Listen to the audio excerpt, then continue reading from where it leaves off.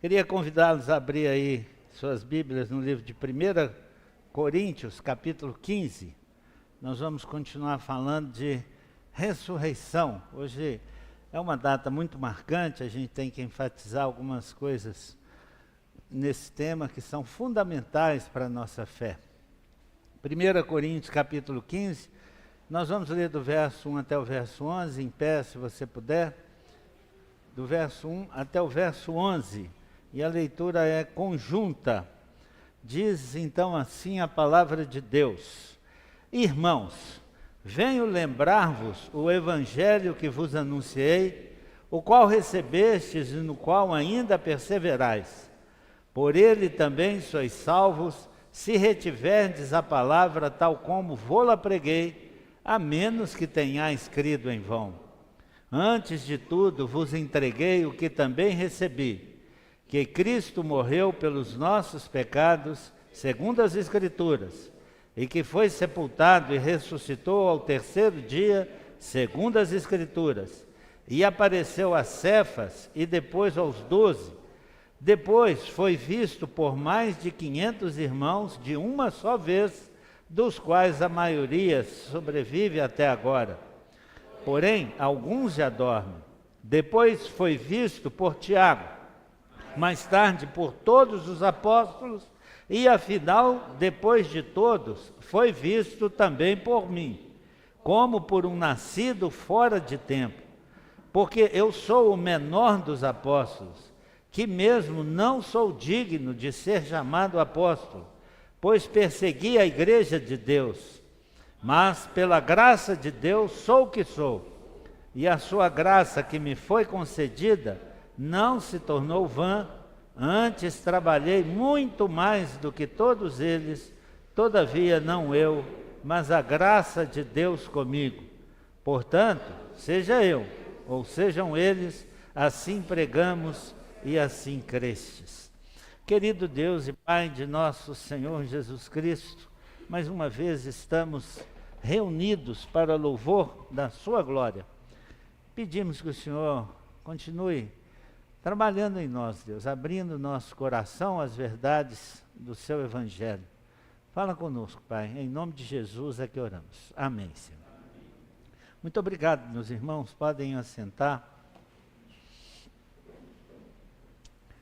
Irmãos, o tema proposto para essa reflexão é que você não creu em vão.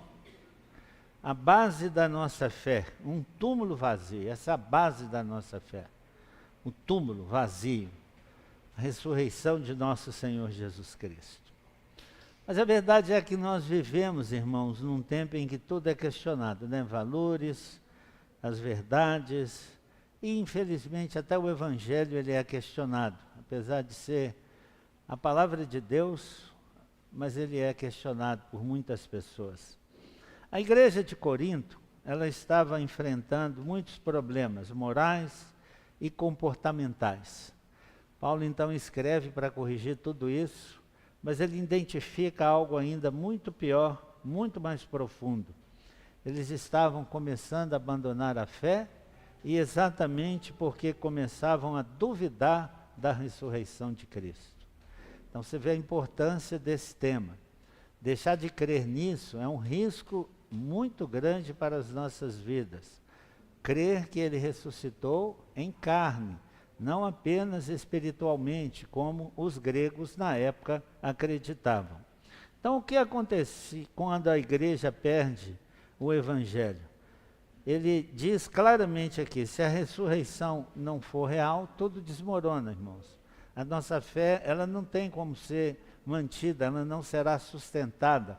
Nós não estaremos mais vivendo o evangelho de nosso Senhor Jesus Cristo. Então a cruz ela vai perder o sentido, se torna inútil e por fim a salvação deixa de existir. Então você veja a importância desse tema. Então, como nós falamos de manhã, isso é muito mais do que uma data, muito mais do que um fato. É a base, é a sustentação da igreja de Cristo, da verdadeira igreja de Cristo. Então, até aqui, Paulo discutia esses problemas com os irmãos. Mas agora o problema é outro. Ele passa a discutir uma questão doutrinária fundamental. Então, desde muito cedo, essa doutrina é ensinada e questionada. A gente vê aqui quanto tempo, né, que está escrita essa carta? 2000 anos. Então, desde aquela época, ela já era questionada. Lembra que Paulo, quando ele se dirige àqueles irmãos, segundo lemos aí no texto de Atos, lá no Pentecostes, a base da mensagem dele é exatamente isso. Vocês mataram o Filho de Deus, mas Deus o ressuscitou. Então, essa é a base, irmãos. É isso que nós precisamos lembrar sempre no nosso coração. Então, é o maior milagre da história, ou então é o maior embuste, a maior mentira.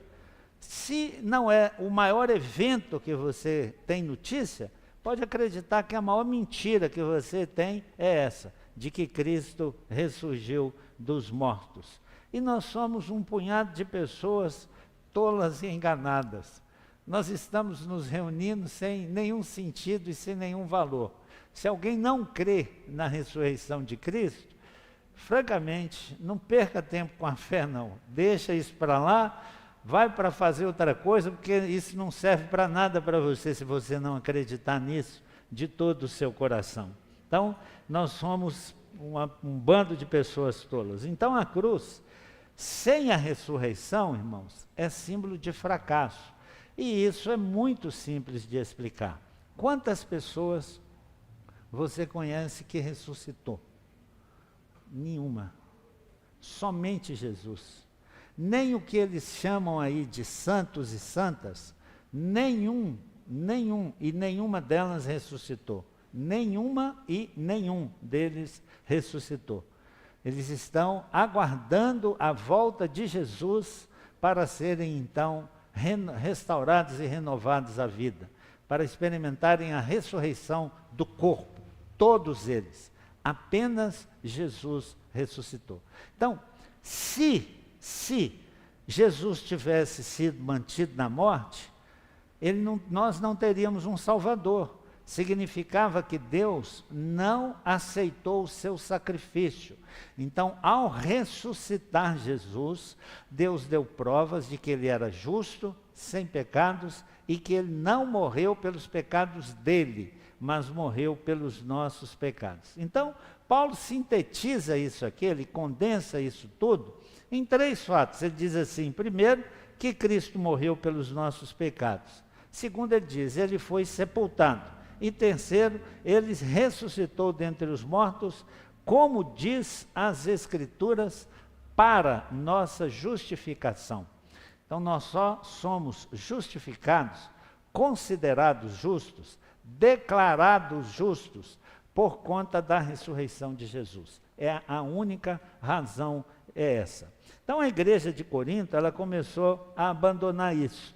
Então, você vê que muito mais do que uma filosofia, irmãos, nós precisamos viver por isso e acreditar nisso. Ele foi morto e ressuscitou, e Paulo então vai apresentar aqui, segundo agora passo a expor, tudo isso em 3 fundamentos fundamentais para nós. Primeiro, que o evangelho que salva, ele precisa ser retido. Então, querido, se você um dia fez sua decisão por Jesus, veio à frente, se você um dia foi batizado, e não mantém a sua fé, tal qual a palavra de Deus ensina, eu lamento dizer que você precisa examinar sua vida. A sua salvação está em questão, porque é isso que o texto vai dizer. Nós precisamos reter a nossa convicção. Então, não basta então receber o evangelho, é preciso crer nele. Paulo então ele diz assim no primeiro verso, são os 2 primeiros, mas eu vou falar do primeiro. Irmãos, venho lembrar-vos o evangelho que vos anunciei, olha bem, o qual recebestes e no qual ainda perseverais. Então, ele considera, apesar dos muitos problemas na igreja de Corinto, problemas morais, relacionais, mas ele diz, vocês estão retendo o evangelho. E isso é prova da sua salvação. Então isso vale para nós, irmãos. Se você recebeu o Evangelho, se um dia você tomou decisão por Jesus, você precisa dar provas disso até o dia da sua morte. Entendeu? Até o dia da sua morte. Você precisa viver o Evangelho. Você precisa estar praticando o Evangelho da graça de Deus. E esse assunto era controverso naquela igreja. Paulo, ele vai ensinar que doutrinariamente, ao longo de todo esse capítulo, ora, os coríntios davam boas provas disso, e algumas vezes ele precisou repreendê-los com veemência, porque parecia que eles estavam abandonando a fé. Então, ele mostra então que a revelação de Jesus foi recebida pelos coríntios dessa forma, eles acreditaram e até aquele momento, pelo menos, estavam crendo. Já na segunda carta, se você lembra, 2 Coríntios 13, 5, Paulo diz assim: examinai a vossa fé, para ver se você é de fato salvo. Aqui ele está afirmando que eles receberam e perseveram, mas as coisas pioraram naquela igreja. Então, na segunda carta, ele diz: examine-se, olhe para você, veja se você é de fato um salvo, veja se Cristo ainda está em você. Eu acho que isso é uma recomendação tão oportuna para todos nós, sabe, irmãos? Porque, às vezes, nós tomamos uma decisão com tamanha energia, com coragem, com disposição, mas ao longo do tempo, isso vai sendo esvaziado na nossa vida. A gente começa a não praticar mais o Evangelho, começa nem mais vir na igreja, irmãos. Quantos crentes, ou pelo menos chamados crentes, são assim? Como é que você tem coragem de viver longe de quem você diz que ama? Não é possível isso, não é? Não é possível isso. Viva longe do seu namorado, da sua noiva, sua esposa. Viva, diga que ama ela, mas não quer ver ela. Diga isso, viva, experimente isso na sua vida e veja se isso é possível. Então, isso não é possível. Então, por isso, a orientação, examine-se. Não custa nada, isso é um benefício para nós. Então, Paulo não esquece de elogiá-los, mas ele dá um alerta, ele também não esquece de dar esse aviso. No verso 2, ele diz que esse evangelho, por ele, vocês também são salvos. Agora, preste atenção. Se vocês são salvos, se retiverdes a palavra tal como vou-la preguei. Compreendeu, querido? Então, não é, vocês são salvos porque vocês tomaram uma decisão. Vocês são salvos porque vieram à frente. Vocês são salvos porque foram batizados. Não. De forma nenhuma. Se você está com a sua Bíblia aberta, leia aí o verso 2. Por ele também sois salvos, se retiverdes a palavra tal como vou-la preguei, a menos que tenhais crido em vão. Essa é a única condição para nós sabermos se fomos de verdade salvos, irmãos. É nós termos a convicção pela palavra de Deus, que o que ela manda nós fazermos, nós estamos fazendo. Essa é a convicção, é a certeza que você pode ter que você é um salvo. Se isso não está acontecendo, qual é a base da sua fé? Querido, em nome de Jesus, reflita nisso, por um instante pelo menos agora, nesse momento, reflita nisso, pense nisso. Se você não está praticando o Evangelho, qual a base, qual é o sustentáculo, no que você está acreditando? É em você mesmo? Você acha que vai chegar no céu e arrombar a porta, dar murro na porta, meter o pé na porta e entrar? Você acha isso? Isso é impossível, irmãos. Impossível. Então, Paulo deixa claro aqui, ele está escrevendo para uma igreja, e ele disse, eu agradeço a Deus pela vida de vocês, mas olha, eu preciso fazer um alerta. Vocês são salvos se vocês retiverem o Evangelho, não o que eu acho, não o que eu penso. Se você reter o Evangelho, tal como eu entreguei a vocês. genuinamente, sem mácula, sem manchas, é isso que é a garantia da nossa salvação. Então, se você, ou eu, ou qualquer pessoa nesse mundo, irmãos, não estivermos fazendo isso, não há esperança para nós. Onde é que fundamenta essa esperança? É nas suas próprias atitudes, você ser o próprio Salvador. Você imagina um critério de salvação e resolve pô-lo em prática e acha que com isso você pode ser salvo, que Jesus vai se dobrar diante de você, que quando você chegar no céu, você vai argumentar com ele e ele vai estender um tapete vermelho e se ajoelhar na sua presença para você entrar no céu. Quem é o Salvador? É ele ou somos nós? Ele morreu por isso, ele sofreu por isso. E ele tem critérios para isso. Então, é essencial nós crermos, porque essa é a chamada perseverança dos santos. É se nós estivermos praticando, se nós estivermos fazendo aquilo que a Bíblia manda fazer. Então, esses ensinos é que são importantes. Caminhar nesse mundo podre, perdido, não nos amoldando, não nos igualando a esse mundo, mas mantendo a nossa fiel confissão baseada no Evangelho de Jesus. Então é isso que Paulo está falando e que ele vai desenvolver aqui em todo esse texto. Se você retiver. E ele vai passar então a dar provas a respeito disso. É a única condição para a nossa salvação. Então ele mostra isso em 3 níveis. Primeiro, é o início da nossa fé, a permanência, que é a evidência da fé, e, por final, é o resultado da nossa fé, é a concretização da nossa salvação. Então, o problema, irmãos, não é quem começa bem. Você já prestou atenção em corrida, aí em Olimpíadas?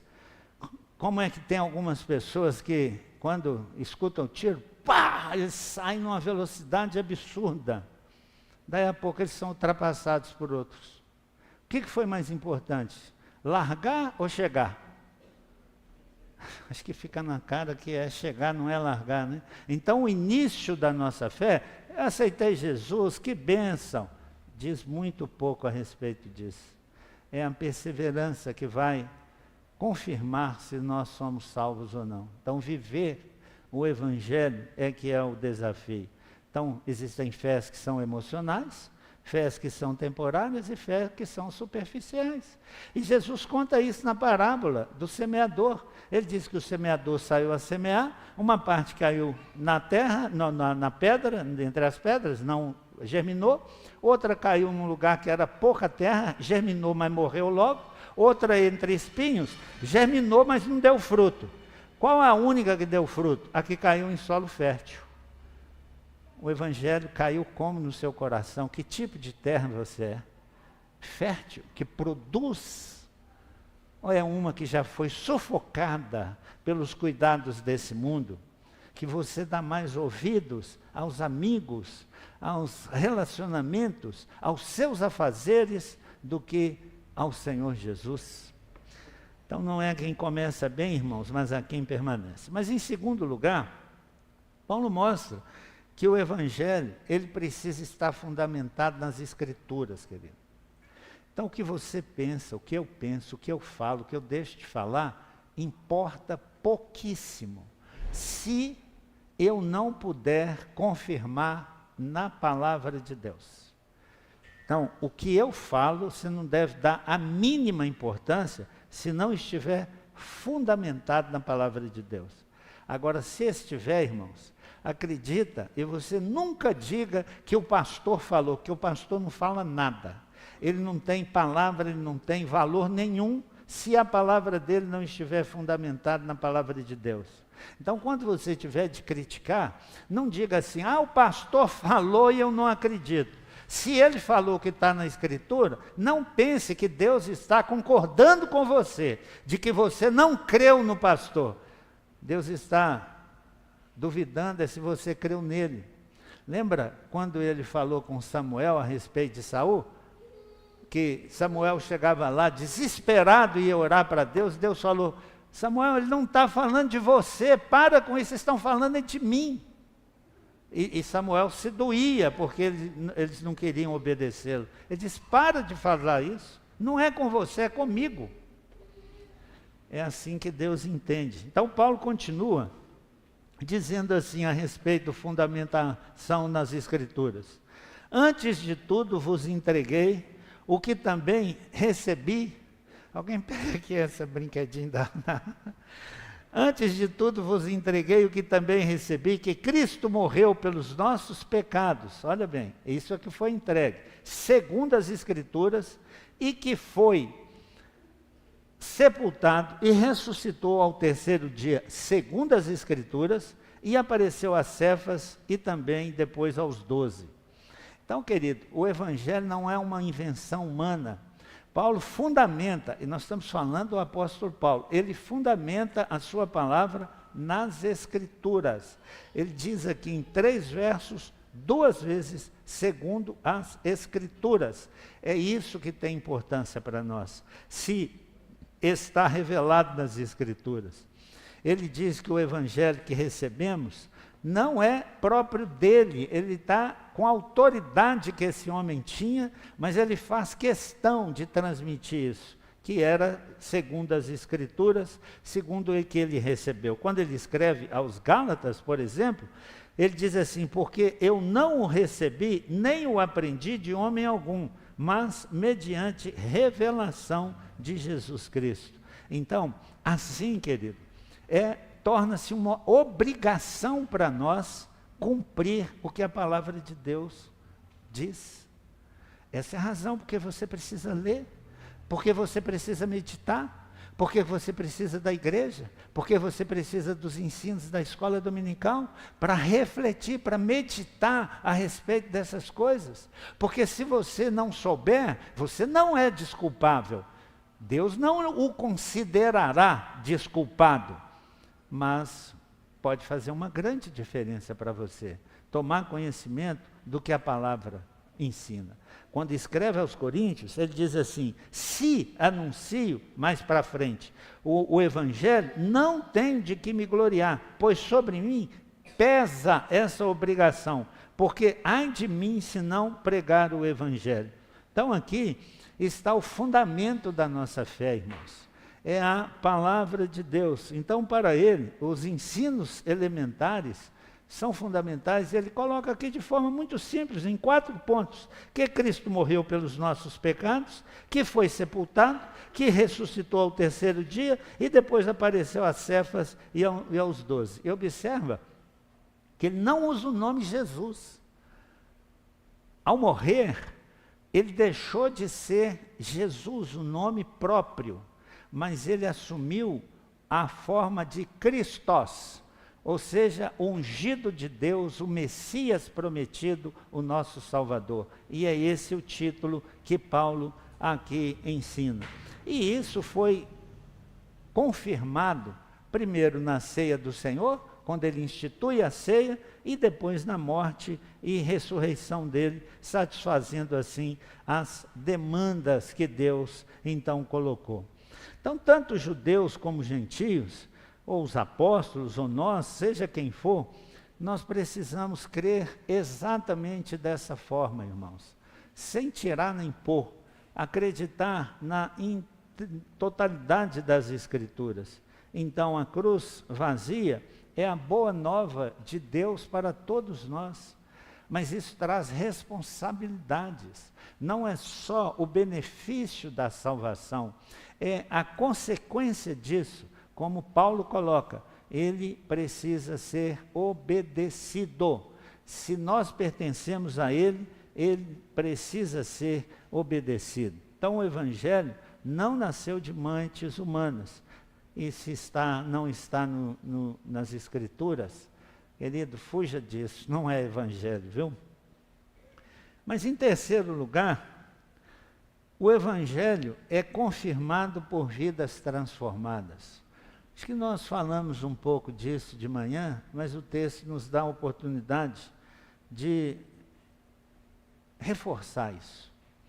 De manhã nós mostramos que quando Jesus aparece aos discípulos que estavam trancados, João capítulo 20, com medo dos judeus, eles saem agora destemidamente pregando o evangelho de nosso Senhor Jesus Cristo. O livro de Atos segue exatamente isso, esse momento em que eles estavam trancados e vão para a rua para pregar o evangelho. Aqui, dos versos de 6 a 11, Paulo dá um testemunho pessoal. E é um forte testemunho, considerando quem ele era.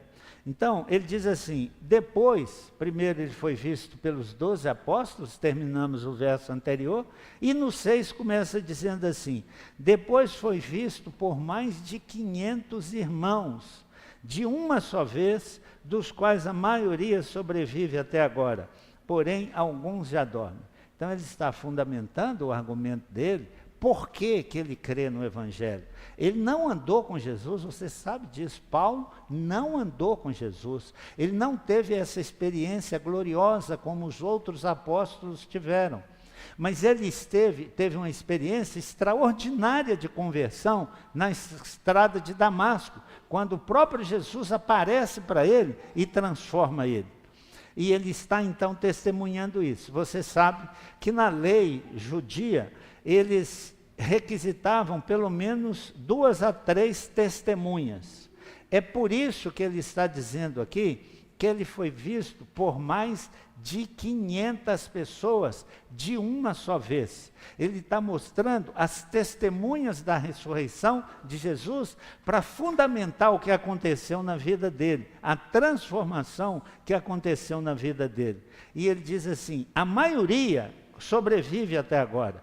Está dizendo para aqueles irmãos, não mais para nós, é claro, mas ele está dizendo, se vocês duvidam disso, as pessoas estão aí, perguntem se elas viram ou não Jesus Cristo ressurreto. Eles teriam oportunidade de consultar. Então, para o Senhor, a morte natural do crente passa a ser um sono, algo que momentaneamente, é breve, irmãos, nós vamos passar por isso.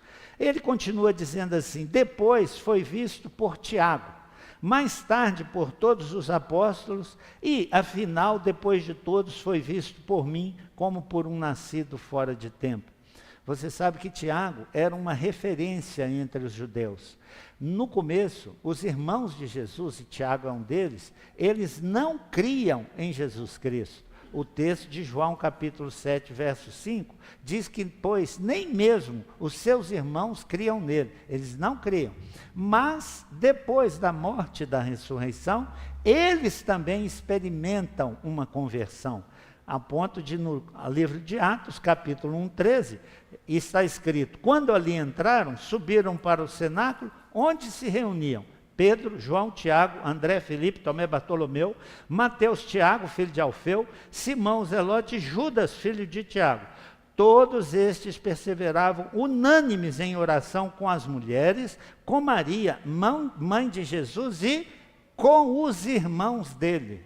Então agora houve uma conversão.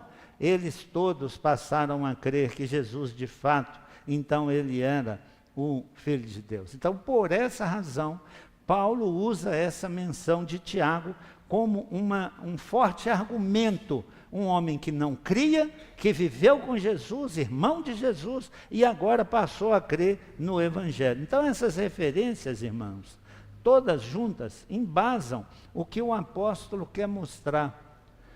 A transformação que precisa existir na vida de qualquer uma pessoa que diz ser cristã. Não é possível nascer de novo e continuar fazendo as mesmas coisas. Jesus não levou em conta a folha corrida de Paulo. Ele era um perseguidor, um assassino. Ele não importava de arrastar mulheres pelas ruas, crianças, levá-las para as arenas, para espetáculo das pessoas. Isso não tinha nenhum problema para Paulo. Mas depois da conversão, ele escreve assim, capítulo 1, o capítulo aí, de 1 Coríntios 15, o verso 9. Porque eu sou o menor dos apóstolos. Eu acho isso extraordinário, sabe, irmãos? A humildade desse homem. A consciência de que ele não teve as experiências que os outros apóstolos tiveram. Ele é o menor dos apóstolos, que mesmo não sou digno de ser chamado apóstolo. E ele diz, porque ele diz assim, pois eu persegui a igreja de Deus. Eu nem mereço isso. Você acha que você tem mérito de ser crente? Você acha? Você acha porque Jesus te salvou porque viu alguma coisa boa em você? Sabe o que você merecia, irmão? Sabe o que Deus te prometeu? O inferno. Toda alma que pecar, essa morrerá. Essa foi a promessa de Deus. Ele nunca te prometeu de te levar para o céu. Ele disse que você, se pecasse, morreria. O que nós somos? Pecadores contumazes. Mesmo depois de experimentar uma conversão, continuamos pecando. Mas sabe o que ele faz? Ele assegura, ele garante que você vai para o céu. Mas você precisa dar provas disso. Você tem que dar provas de que você entendeu o Evangelho, de que você foi realmente nascido de novo. De que você não é mais a mesma criatura que seus pais geraram. Que você experimentou uma transformação tão profunda, que você é humilde e reconhece isso, reconhece a eleição de Deus. Então Paulo, ele está aqui começando a dizer isso. Então tudo isso era para lembrar que ele, de fato, ele tinha um sentimento de gratidão eterno para com Deus. Irmãos, eu sinceramente acho que todos nós deveríamos exercitar-nos na nossa mente, a nos lembrar sempre disso. Quem que você era? Quem que você fazia antes da salvação? Qual eram os seus procedimentos? O que você pensava a respeito de Deus, de Cristo? O que você fazia? Se é que houve mudança. Que é isso, que é o combustível, a mola propulsora que vai nos empurrar para frente. É esse sentimento de demérito diante de Deus. Ele diz que ele não era digno de ser chamado apóstolo. Por qual razão? Ele diz, porque eu persegui a igreja de Deus. Então, ele sabia disso e ele faz questão de frisar isso. Ele não tinha os requisitos do apostolado, mas houve uma experiência verdadeiramente transformadora. Então ele se apresenta como o menor dos apóstolos. A experiência da estrada de Damasco foi muito significativa para Paulo. Ele sabia que tinha perseguido o próprio Jesus. Quando ele cai no chão, Jesus pergunta para ele, por que você me persegue, Paulo? Ele não estava perseguindo propriamente Jesus, ele estava perseguindo os discípulos de Jesus. Mas Jesus pergunta para ele, há uma interação tão grande entre nós e o Senhor, que Jesus pergunta, por que você me persegue? E ele diz, quem és tu, Senhor? Ele disse, eu sou Jesus a quem você persegue. Você tem consciência disso, irmão? De que você merecia um inferno, seus atos te credenciavam a ir para o inferno, mas que pela graça de Deus, unicamente pela graça de Deus, você foi salvo. Então o reconhecimento disso é que alimentava o apóstolo Paulo. Deixa eu mostrar outros textos. Atos 29, 6, ele diante de Agripa, na verdade, a mim me parecia que muitas coisas devia eu praticar contra o nome de Jesus Nazareno. Ele tinha essa convicção, que aquilo era uma seita, que ele estava perseguindo uma seita, e que não havia problema nenhum ele matar os integrantes dessa seita. Gálatas 1,13, porque ouvistes qual foi o meu proceder outrora no judaísmo, como sobremaneira perseguia eu a igreja de Deus e a devastava.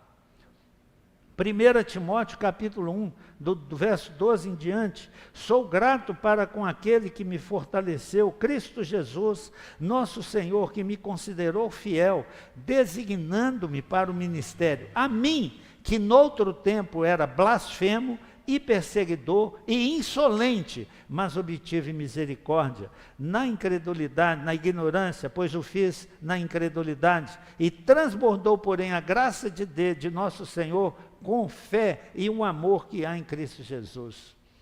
Querido, se você quer ser útil ao reino de Deus, alimenta isso no seu coração. Lembra que não foi você que aceitou Jesus, viu?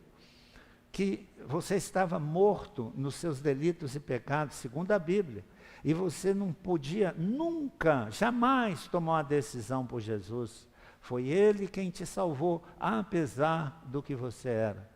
É isso que mantém você vivo e praticante, operante na obra do Senhor. E ele continua, verso 10. Mas, pela graça de Deus, veja essa expressão, sou o que sou. Ele não diz, sou quem sou. Sou o que sou. E a sua graça que me foi concedida, não se tornou vã. Percebeu? A graça que me foi concedida, não se tornou vã, inoperante, sem propósito. Como é que a graça chegou na sua vida? Como você relataria isso hoje?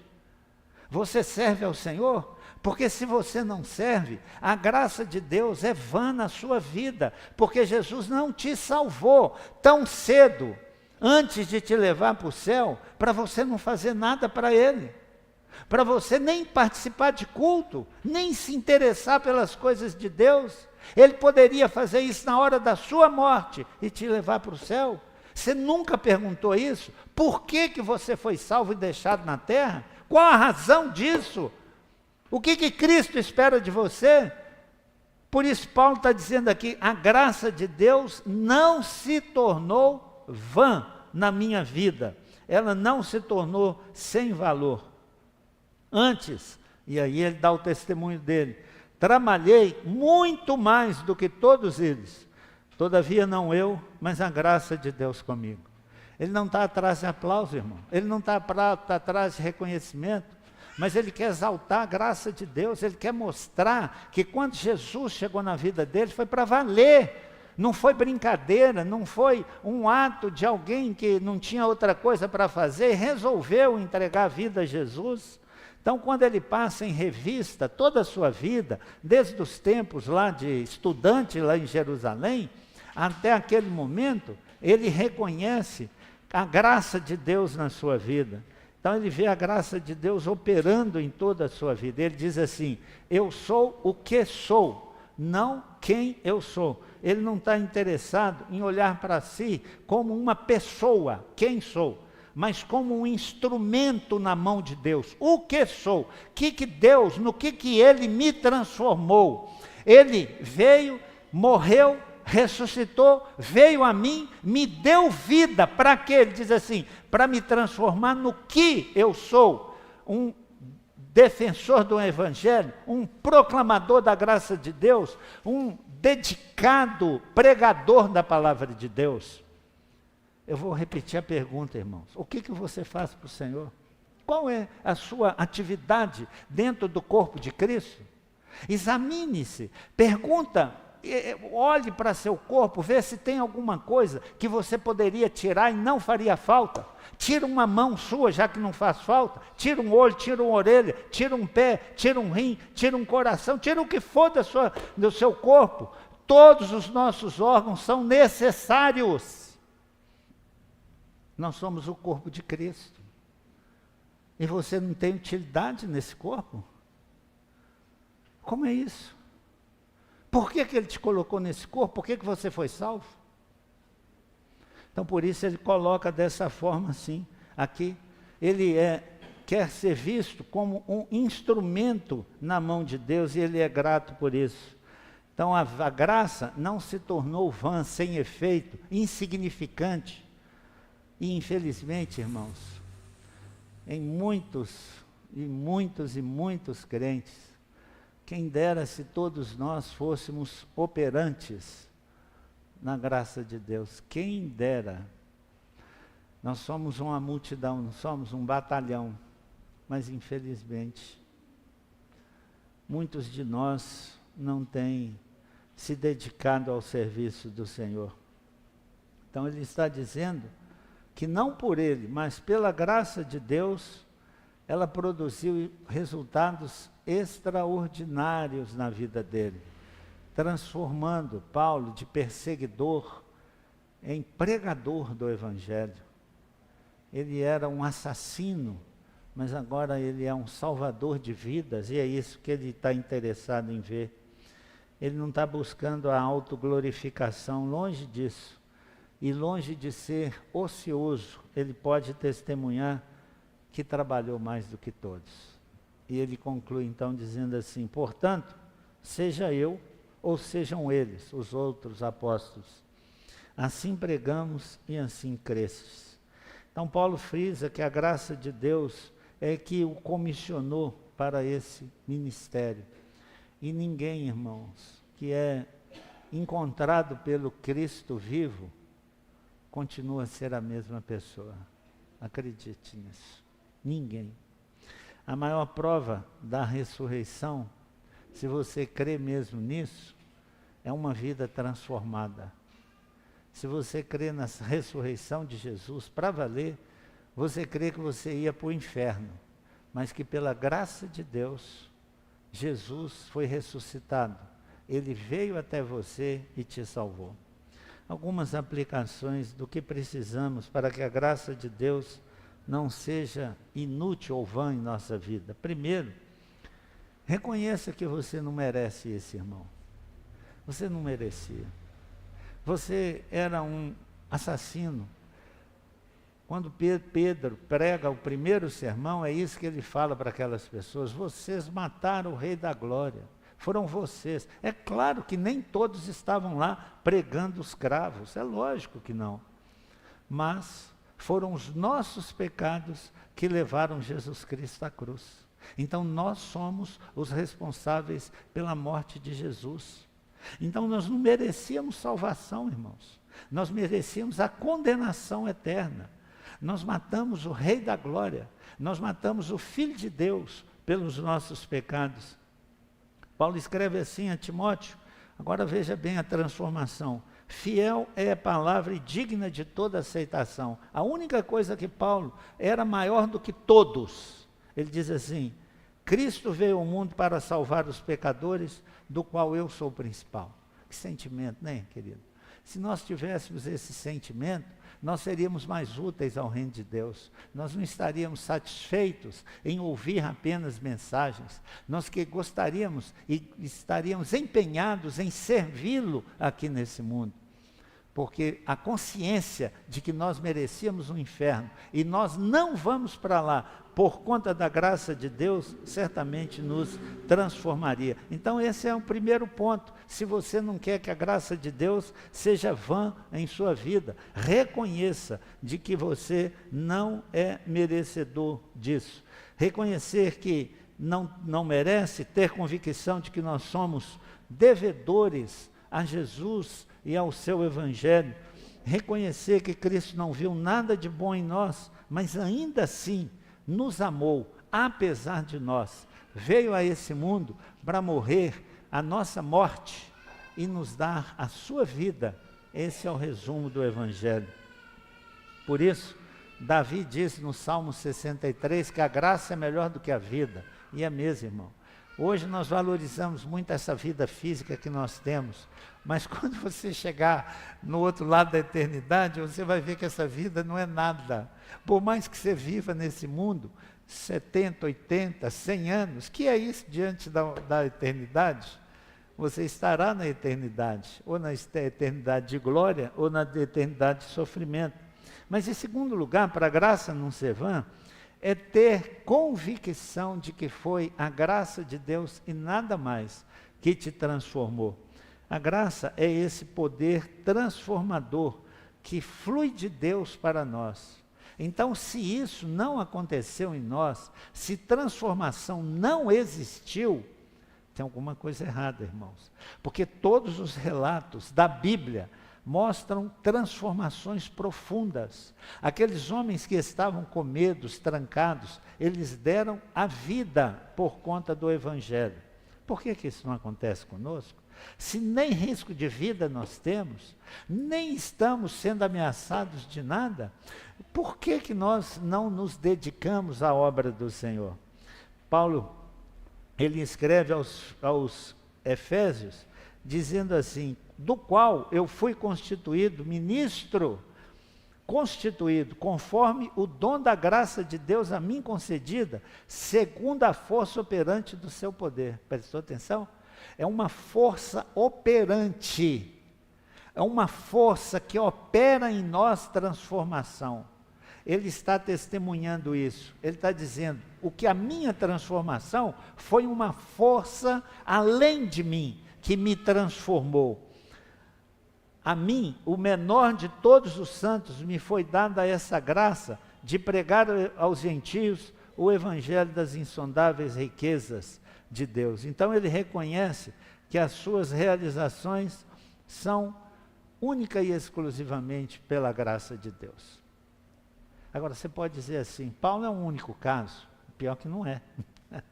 Esse é que é o detalhe, ele não é o único caso.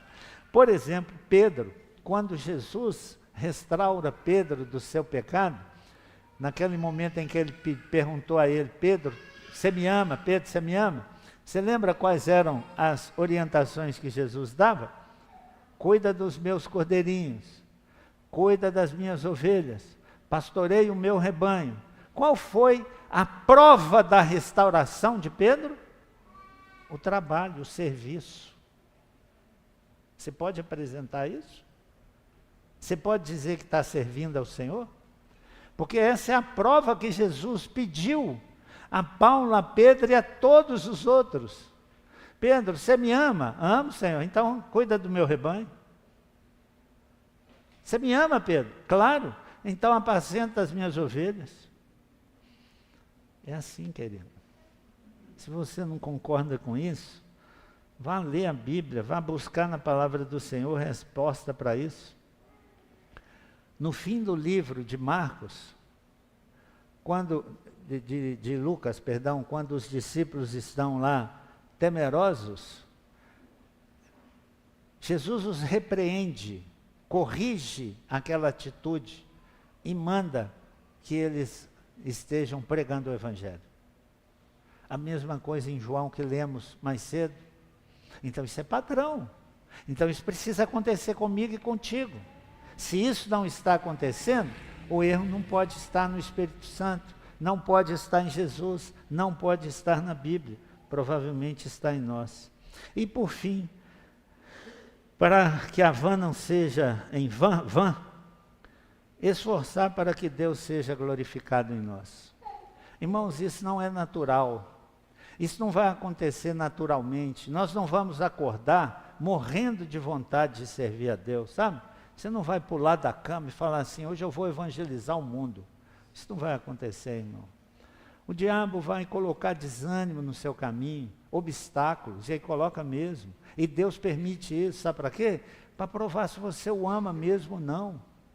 Meus irmãos, quando eu namorava com a Jária, eu saía de Belo Horizonte e ia para Contagem.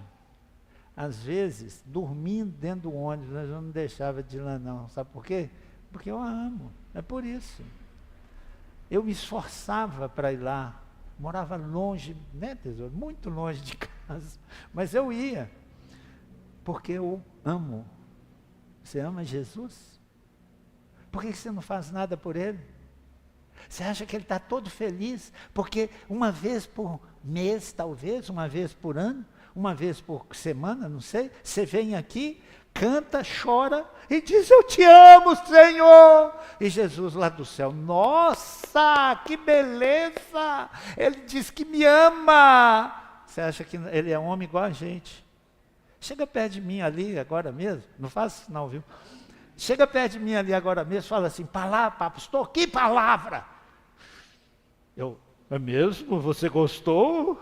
Eu vou me inchar todo. Isso é próprio de homem. Isso não é próprio de Deus. E sabe por quê? Porque ele conhece o coração e o meu. Ele sabe se é verdade ou mentira. Então não pensa que você está enganando a Deus não, querido. A prova é essa, é nós nos esforçarmos, é acordar cada manhã desanimado, preocupado com os nossos afazeres e dizer assim, mas eu vou reservar um tempo para o Senhor. Eu vou pegar folhetos, eu vou evangelizar, eu vou falar de Jesus e experimentar, correr o risco de ver alguém se dobrando diante de Jesus na sua frente. E você vai ver que experiência extraordinária é essa. Você nunca mais vai querer fazer outra coisa na vida. Deus esteja nos abençoando, nos dando graça, irmãos. Que essa graça que Ele destinou a esses homens seja também destinada a nós. O apóstolo Paulo, no livro de 2 Coríntios, ele escreve assim: Ele morreu por todos, para que os que vivem, olha bem, não vivam mais para si mesmos, mas para aquele que por eles morreu e ressuscitou. 2 Coríntios 5,15. Você não vive mais para si mesmo. Se Jesus chegou na sua vida, você não vive mais para si mesmo. Você devia estar vivendo para o Senhor.